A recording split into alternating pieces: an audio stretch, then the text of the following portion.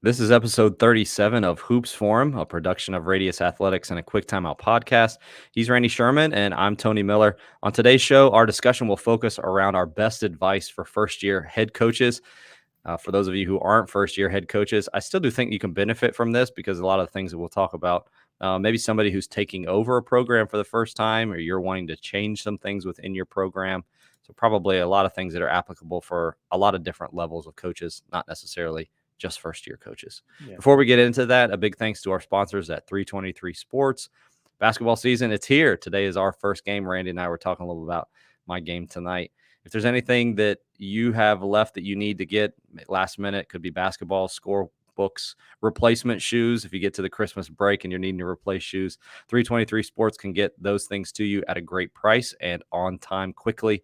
To find out more about what they can do for your basketball program, visit 323sports.com, or you can contact a rep at sales@323sports.com. They'll be sure to do it right for your program. We're going to kind of go back and forth with some of the things we talked about. I was thinking as Randy and I were putting these things together, you can already tell that the two of us have spent considerable time together because it's probably me more so thinking about things like he has. He's put a lot of thought into this. And again, this conversation kind of stemming from conversations that he's had with coaches and then also things that I've been thinking about here at the start of a new season. Yeah. But we're going to talk really kind of address like three bigger areas that may spawn off into some other small things here. Some philosophical things as well as also some practical things. And let's go ahead and start philosophical, probably, Randy, to start out with. The first big topic that you have for coaches is what? I would say for first, let me sort of like maybe put our audience in a different categories. Maybe you're just your first time ever to be a head coach. You're about to start your first games tonight. Maybe yours is a week or two away, or maybe it's whatever, but this is your first season as a head coach ever. You're moving from assistant to head coach. Maybe you're in your first year at a new place. You moved, you left a place and you got a new head coaching job somewhere else.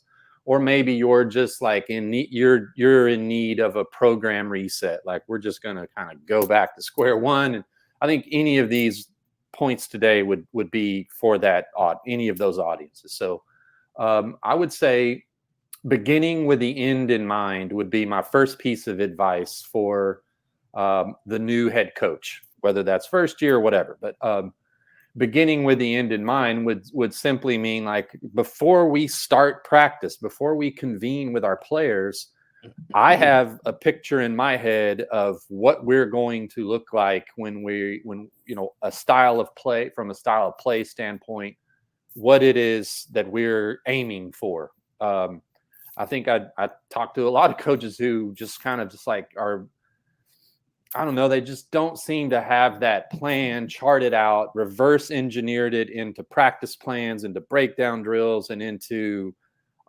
they're just sort of like, we'll see, we'll figure it out as we go. And I just don't I don't know about that.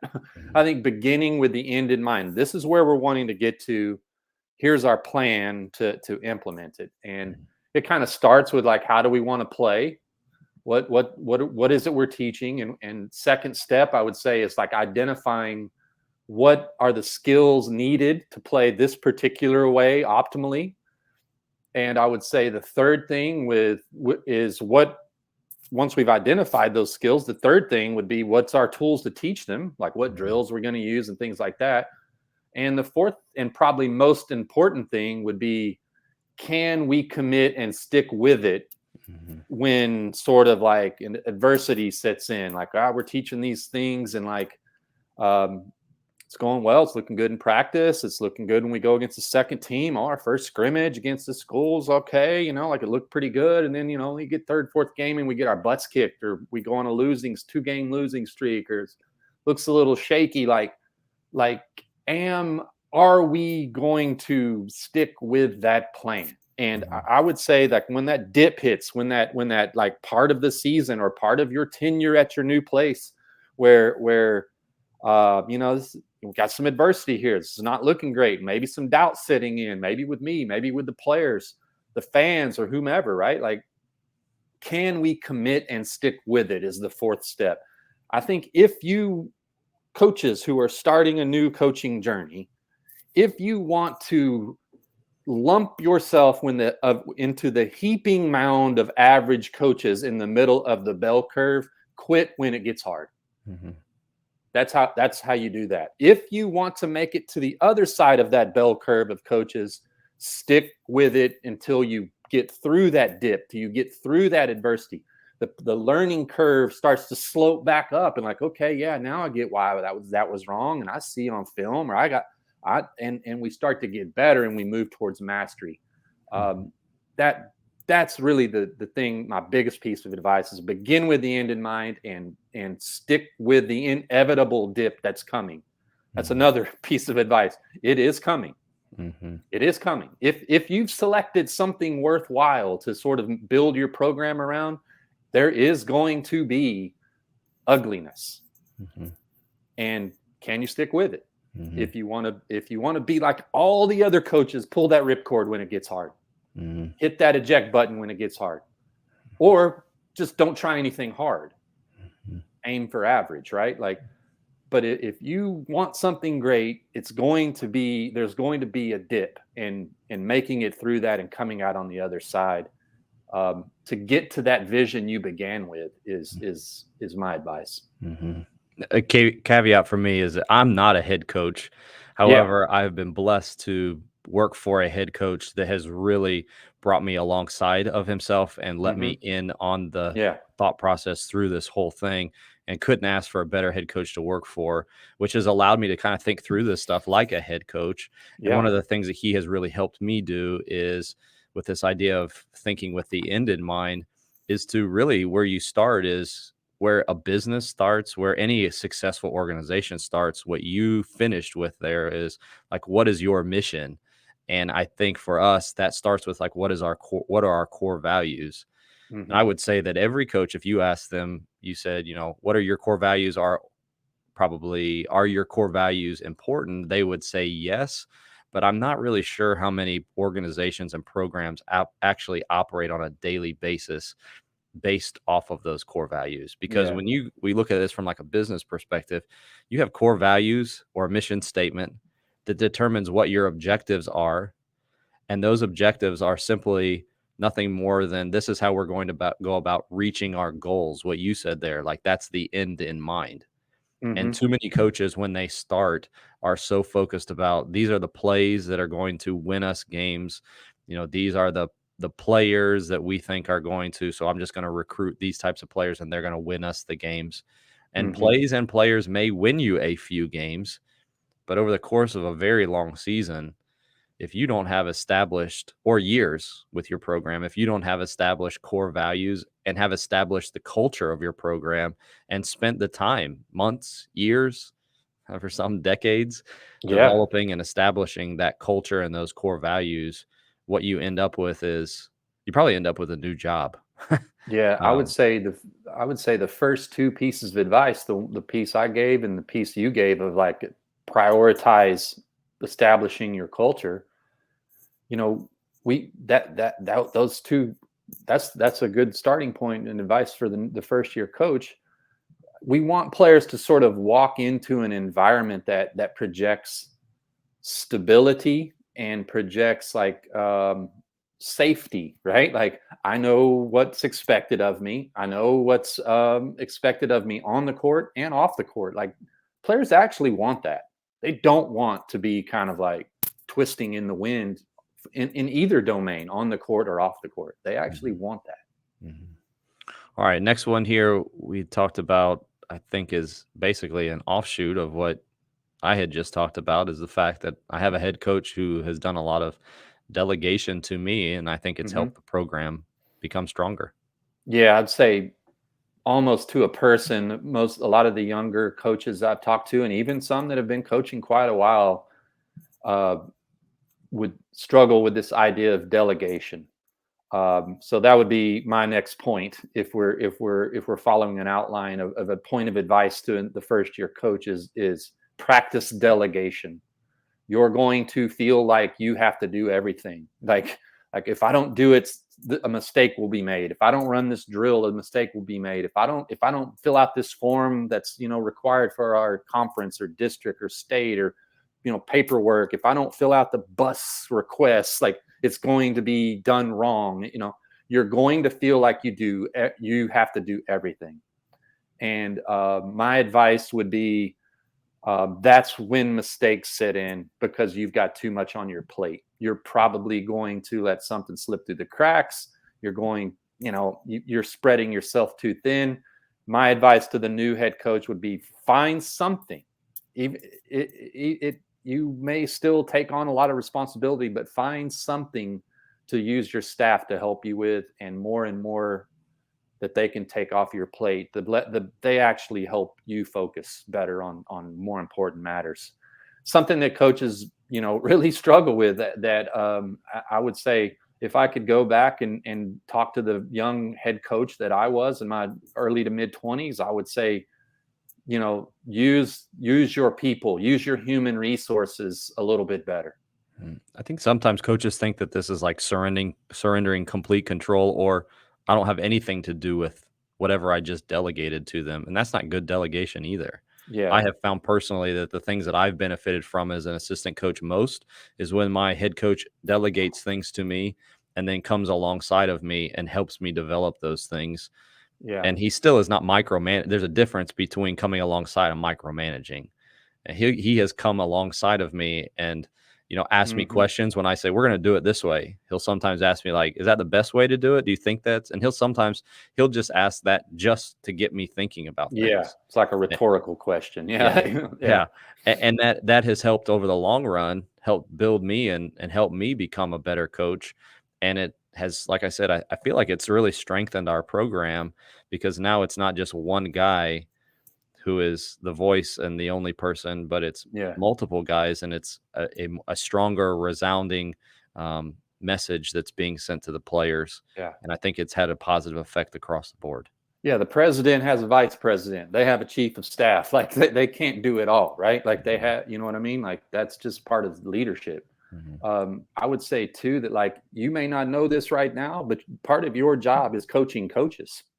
You may not think it should be. You know, to heck with what you think things should be. Mhm. The way the job is part of your job is going to be coaching coaches.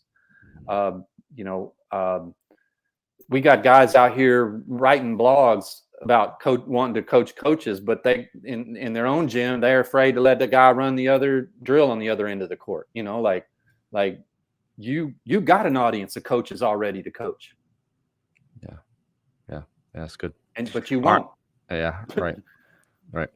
All right, this next one here, don't mean to offend anybody, but I have found this to be the case for myself over the course of several years, and that is that your favorite drill may be a complete waste of time. This is, I think, in part, I think we blame this on social media, but this existed long before social media. It's Absolutely. whatever my coach did, or I saw this at a clinic one time, and I thought this drill was cool.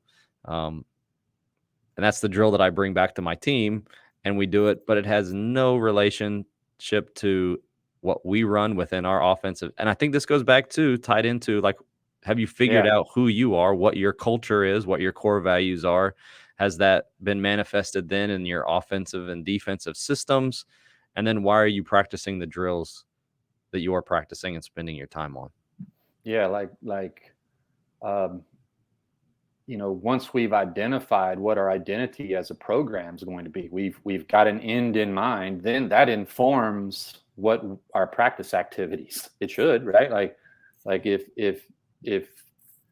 and I would say, even if the drill, like a drill can be good, like it can be like, man, I like that. It's upbeat, it's energetic, there's lots of players involved, but it just doesn't teach the things that go on in this gym. So like, it's not, by not selecting it doesn't is not an admonishment of that drill, right? It's like, I like it, but it's not a tool that's needed to teach our players, how to play our way. Mhm, mhm. I posted a drill the other day on Twitter and had somebody respond with like, "What's the point of this?"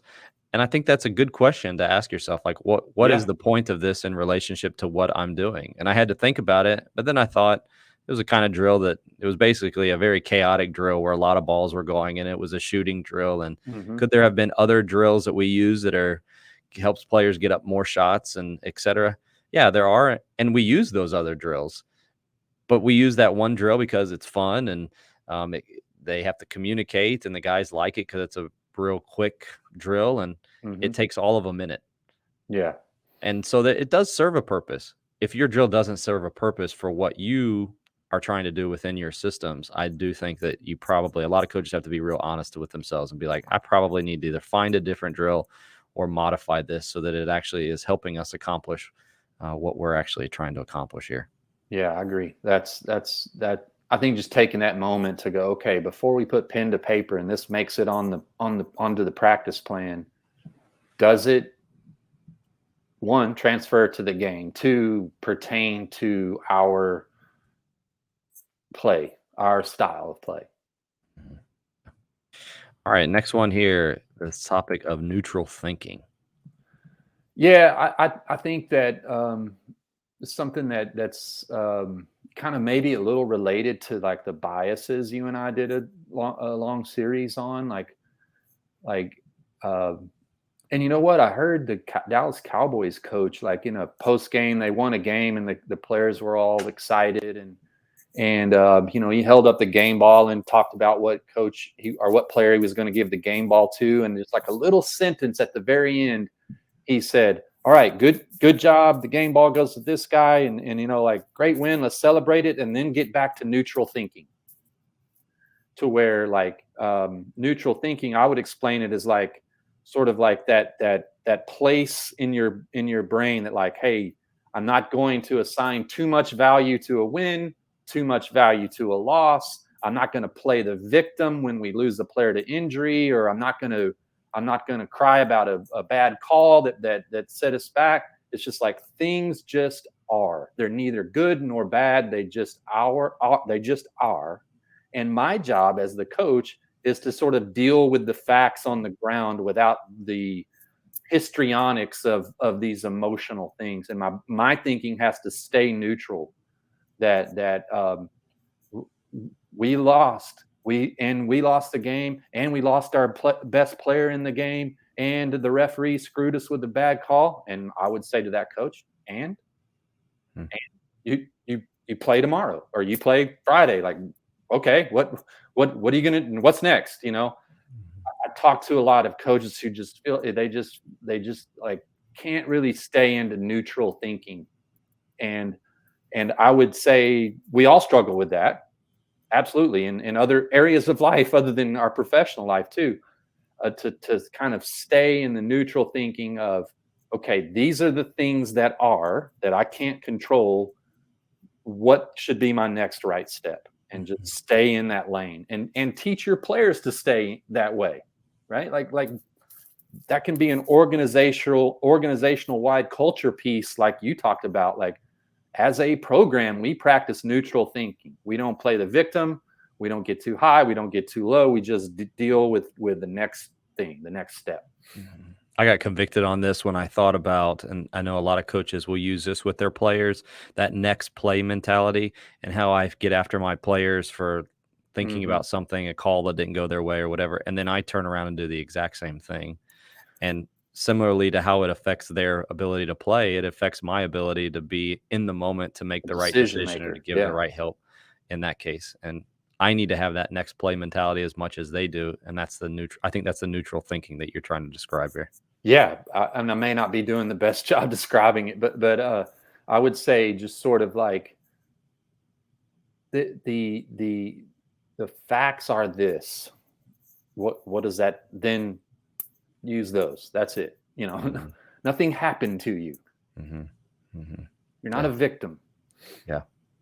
And two, the season is so long that things, Yeah. they work themselves out and things play out the way that they should over the course of a year typically. Man, dude, you're gonna have a heart attack. Like, Yeah. just triggered. Like Yeah. just yeah. Yeah. All right. That we've got that one, I think. Yeah. All right, last one here. This is one of my, I grew up a John Wooden fan. I'm sure we've heard this before. He used the quote often from Cervantes, "The journey is better than the end." And I thought about it and kind of weird thinking about the end of things is where we started with, but I'm Yeah. thinking here at the start of the season. Hmm. And I've even made comments to my players, things like already in 3 weeks, something to the effect of, or I've started to and stopped myself because I've had our conversations the last few weeks have helped me with this. Like, how many times have I told you and you're still doing? Hmm. And how I want that first game, not necessarily to be perfect, but I feel like they should be one place and they're not necessarily at that place yet. And this idea of just keeping things in perspective and thinking again how long the season is and where we want to go with that end in mind. And I should know better as a teacher that the learning process takes time. And sometimes for some guys, it takes more time than others. If I'm honest with myself too, my teaching may not be appropriate to that player yet. I haven't figured out how to best reach that player. There could be a Yeah. lot of factors that go into it. But just I think just keeping the perspective and understanding that I think that really is the joy of coaching is that journey of us teaching and going through hard times and good times. And sometimes we get that out of perspective because we don't have neutral thinking. We think that every high is the moment and every low is going to crush our season, and Hmm. that's just not the case. Yeah, I'd say too that don't forget to enjoy this. Like basketball is fun, coaching is supposed to be fun, like Mhm. and playing is supposed to be fun. I would say just an anecdote of from my coaching career. I was in my mid to late 20s and was coaching at a 2A school, and that's a smaller school here in Texas. That's toward the smallest class, 1A being the smallest, 5A or 6A, now 6A being the biggest. And so it was like one of those programs where the community and the school were just basically, that was the hub of the town, and everyone's like at all the sporting events. Football's like Friday night lights and every, and we had a really good team. And for 2 years in a row, we were ranked in the top 1 or 2 in the state in our classification. We won over 30 something games. Both seasons went like 32-2, 34-2, or something like that.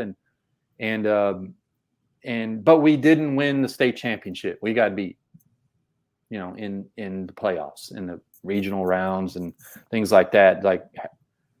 Um, and I would say that, like, looking back on that, like all that success, winning holiday tournaments, winning in the regional tournament, winning district championships, like that wasn't celebrated enough. You know what I mean? Like that journey was sort of like how much fun we had playing together and how good we actually were kind of got lost in the story of like, well, we came short of winning the championship. Like it became too focused on that, and the journey is what should have been better than like the destination, which you might not get to. Mhm. You might not get to it. It's not a Mhm. guarantee, right? Like we were good Mhm. enough to, just breaks didn't go our way. But like now the regret decades later for me is to look back at that time and going, I didn't enjoy that enough. My Mhm. players probably didn't, because their parents were like, we're going to win state. This is our year. Come on, you can, like, but like we were really good. And that sort of like got lost. So yeah, Mhm. keep that in mind, that like this is supposed to be fun, and we're supposed to Mhm. celebrate high moments. Mhm. Mhm. And we talk so many times about how the relationships are important, and then if the wins don't happen, you still have the relationships. And I think it's just giving the perspective of like what actually matters and why we're actually in it, the coaching and whatnot. So having the right perspective, I think, definitely helps with that whole mentality. Yeah. Before we wrap things up, if you're wanting to increase your revenue for your program or improve the fan experience at your sporting events, or maybe it's just time to replace those old scoreboards that you have, Sideline Interactive is here to help. They're the leading manufacturer of scoring tables and video display boards for high schools and colleges around the country. To find out more about Sideline Interactive, visit sidelineinteractive.com. Randy, I saw this last week, only just a couple of days ago. You had a web clinic. Is there anything else coming up with your Radius Athletics Uh, program in the either a newsletter or clinic that maybe you have coming up or anything like that? right now, like we really kind of go into season mode. So Mhm. kind of like there's just Meeting not with good coaches. good good nights to do that sort of Mhm. thing after once everyone starts playing. So right now, and that's another piece of advice that I would give the first year head coach would be the season is sacred. The season is sacred. This is it. Like we've got our focus around that. So, I really don't have anything like that planned. If I do, it'll be impromptu and sort of like, but like right now with the coaches that I serve, we go into season mode, and it's about games and looking at film and trying to identify places for growth. We do kind of have like a stats, 4 factors analytics project that sort of stays ongoing through the season that, is also just a barometer of our play and where we need to go and where we need to get better. So yeah, during the season, I kind of go into a hole with my coaches, and that's where we'll be for the next few months. Sweet. If you're interested in that, visit radiusathletics.com. Randy does an awesome job with his coaches. Like I said, we got our first game tonight. I'm not sure if I want to offer this, but maybe next week we look at either the 4 factors, or you can ask me how well I Let's look heeded under this the hood, advice man. Let's look under the hood of my neutral after. thinking or whatever. We'll see how it goes this week, and then I may offer we've got 2 big games coming up. We got a D1 game, so that should be exciting, and then also got another big game tonight as well. So maybe that'll give us some content for next week. We'll see. Well, best wishes to you and Barton. I appreciate that. Sorry, Burton. Y'all make it happen. Appreciate all those who joined us this week. If you missed any part of the live show, you can go back and watch that on Radius Athletics YouTube page. Just simply search Hoops Forum on YouTube, or you can go and listen to the podcast form of that by searching a Quick Timeout podcast on any podcast platform. There you'll find the audio version of the show. Thanks for tuning in this week. We'll talk to you again next week on Hoops Forum.